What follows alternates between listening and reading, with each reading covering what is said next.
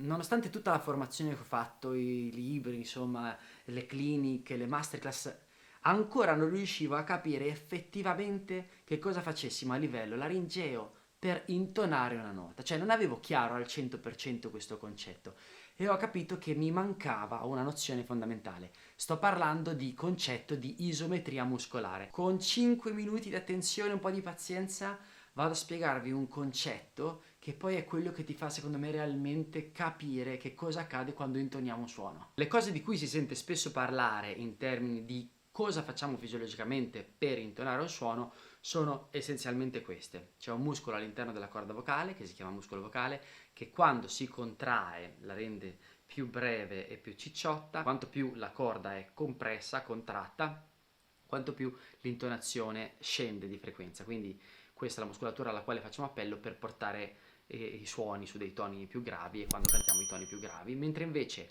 c'è una muscolatura che si chiama cricotiroidea, che è una muscolatura che essenzialmente allontana i piani sui quali sono posti gli apici delle corde vocali. La corda vocale è materia elastica, quindi quando viene allungata si assottiglia, quando viene compressa si accorcia, in questo caso viene allungata e quindi offre un serramento al fiato meno efficace se vogliamo, quindi l'aria riesce a aprirsi strada attraverso l'adduzione delle corde vocali più volte al secondo e quindi in questo modo otteniamo i toni più acuti. C'è molto altro da dire riguardo la qualità vibratoria, insomma in generale molto di più riguardo a come facciamo a intonare dei suoni, però molti concetti sono veramente stati espressi molte volte su webinar, masterclass, quindi non mi vado a dilungare oltre, voglio aggiungere qualcosa di nuovo. Dov'è che vado a intervenire? Vado a intervenire nei confronti di una conclusione che ho sentito spesso fare in sede di cliniche, eccetera, eccetera, per spiegare come l'antagonismo muscolare sia fondamentale per permetterci di intonare. La conclusione che viene fatta di solito è questa. Immaginiamo che tutti i movimenti del nostro corpo per poter essere eleganti sono gestiti da un antagonismo muscolare.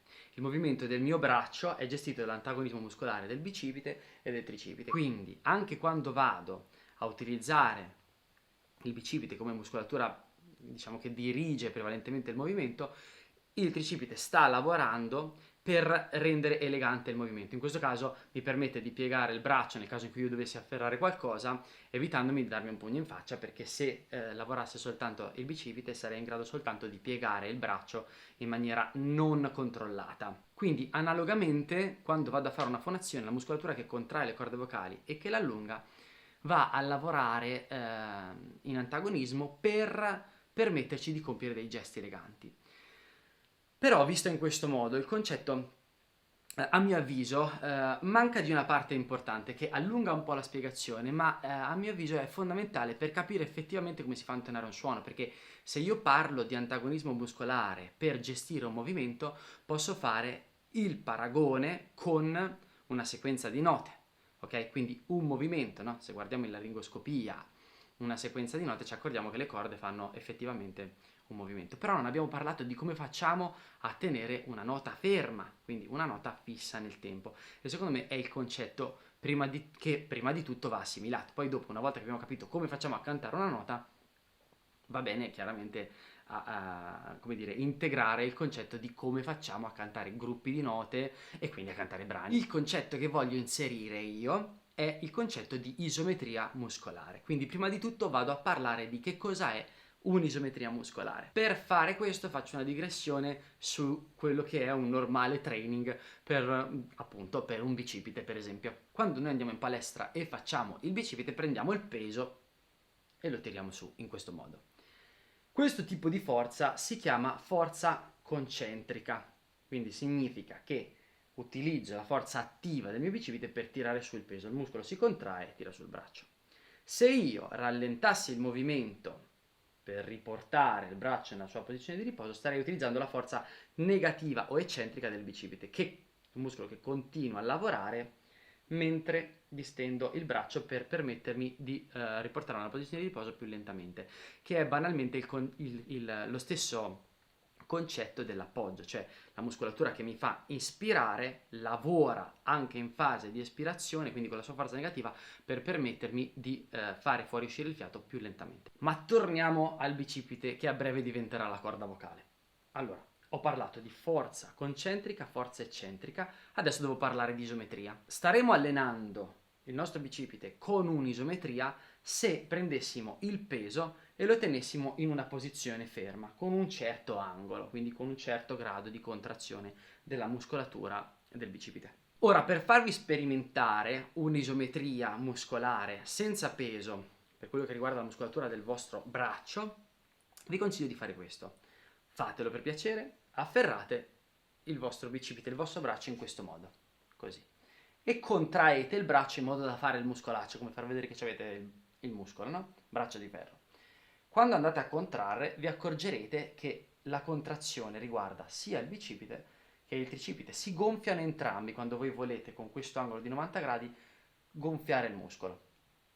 Perché questo accade? Accade perché la forza del bicipite è uguale come intensità alla forza contraria del tricipite. Il braccio si blocca in questa posizione e il muscolo si gonfia. Tenendo questa posizione nel tempo staremo facendo quindi un'isometria muscolare, va bene? Adesso facciamo l'analogia per la quale il muscolo vocale diventa la corda vocale, quindi ha ruolo sia di corda vocale che ovviamente di muscolo vocale, quindi tiroideo. E il tricipite invece diventa la muscolatura distensiva della corda vocale, quindi il crico tiroideo. Ovviamente io posso contrarre la mia muscolatura a diversi angoli, ok? Potete sperimentare, posso bloccare il braccio contraendo la muscolatura a diversi angoli. E indovinate un po', è proprio quello che accade quando andiamo a intonare. Tengo il braccio con un angolo acuto, vado a contrarre la muscolatura del braccio per gonfiarla, sto facendo una nota grave, più o meno quello che accadrà quando sto parlando. Vado a stendere il braccio con un angolo superiore a 90 gradi, contraggo e sto facendo una nota acuta. Lo tengo a 90 gradi, sono intorno al passaggio di registro per capirci e sto cercando di tenere una nota in quella zona. Va bene?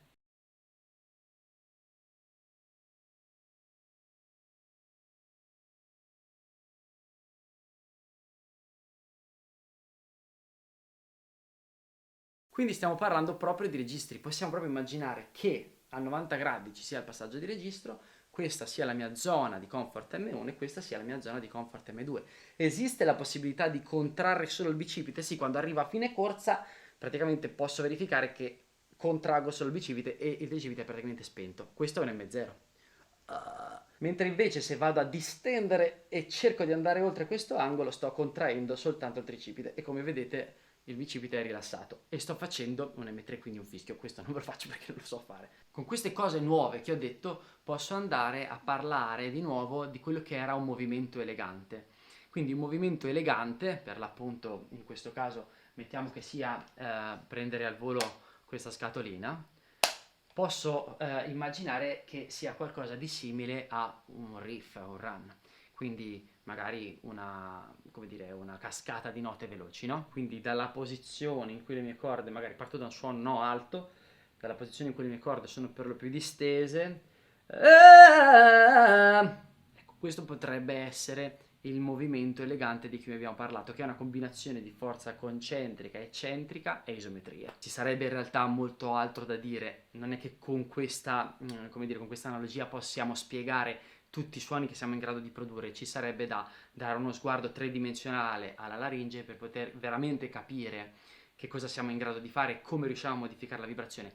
Però questo è un importantissimo, secondo me, punto di partenza e devo dire che il concetto di isometria muscolare personalmente l'ho estrapolato proprio dalla mia passione per l'allenamento fisico e non l'ho mai trovato, sinceramente era una cosa di cui avevo bisogno, quindi spero che come abbia aiutato me a capire effettivamente che cosa stessi facendo, come i miei muscoli si stessero comportando per intonare le note, spero che possa esserlo anche per voi. Vi ringrazio tantissimo di aver seguito anche questo video, mi farebbe piacere ricevere un vostro feedback, quindi se vi è piaciuto vi chiedo di lasciare un pollicione all'insù, magari lasciarmi un commento, soprattutto iscrivervi al canale e magari cliccare anche sulla campanellina, così vedrete tutti i prossimi video che farò. Già che ci siete magari Mettetemi anche, se vi va di seguirmi su Instagram, mi trovate come Matteo Ratti-off music. Detto questo, vi ricordo che sta per partire il mio corso di formazione insegnanti di canto, quindi se vi piace questo approccio, questa metodologia, sappiate che è disponibile una formazione. Se volete più informazioni contattatemi, i miei contatti li lascio come sempre in oggetto, va benissimo scrivermi via mail oppure potete mandarmi un messaggio WhatsApp. Grazie mille, ciao!